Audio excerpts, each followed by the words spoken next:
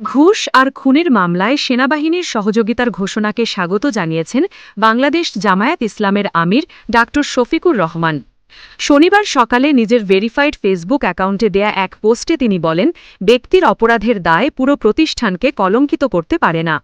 যেখানে সেনাবাহিনীর ভূমিকা নিয়ে নানা বিতর্ক চলছে, সেখানে জামায়াতের এ বিবৃতি নতুন আলোচনা জন্ম দিয়েছে।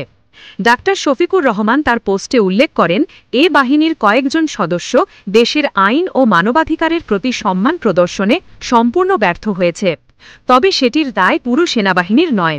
তিনি আরও বলেন, ফ্যাসিস্ট সরকারের প্ররোচনায় কিছু ব্যক্তি প্রতিপক্ষ নিধনের এজেন্ডা বাস্তবায়নের অন্ধ সহযোগী হয়ে উঠেছিল, ফলে দেশে তৈরি হয়েছিল ভয়াবহ ঘুম ও খুনের সংস্কৃতি। অভিযোগের আঙুল এবার সেনাবাহিনীর নয়, বরং শেখ হাসিনা সরকারের দিকেই তুললেন জামায়াতের আমির। ডাক্তার শফিকুর রহমান বলেন, সেনাবাহিনী এরই মধ্যে গো মামলার বিচার প্রক্রিয়ায় সহযোগিতা করার ঘোষণা দিয়েছে। অভিযুক্ত কর্মকর্তাদের নিজেদের হেফাজতে নেওয়া হয়েছে, যা একটি ইতিবাচক পদক্ষেপ। তিনি আশা প্রকাশ করেন, স্বচ্ছ বিচার প্রক্রিয়ায় কেউ যেন অন্যায়ের শিকার না হন, বরং যারা সত্যিকারভাবে অপরাধী তাদের ন্যায় বিচার নিশ্চিত করা হয়। অর্থাৎ জামাত চাইছে বিচার হোক, কিন্তু সেনাবাহিনী নয়, দোষীদের দায় ব্যক্তিগতভাবে নির্ধারিত হোক।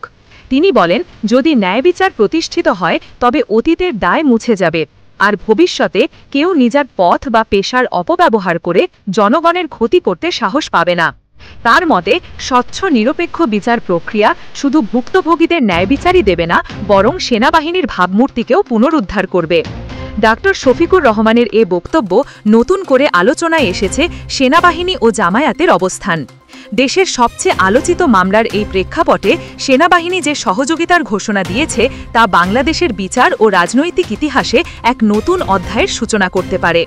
নিউজ ডেস্ক, বাংলার সময়।